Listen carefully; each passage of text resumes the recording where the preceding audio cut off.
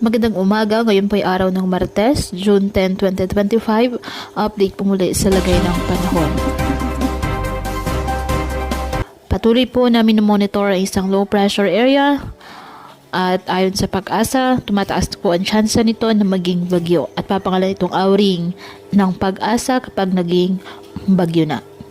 Southwest monsoon ang nakaka-apekto ngayon sa Southern Luzon, Visayas at Mindanao. Ngayong araw, dulot po ng nasabing habagat ang Zambales, Bataan, Cavite, Batangas, Occidental Mindoro at Palawan. Asahan po ang occasional rains dahil po dito.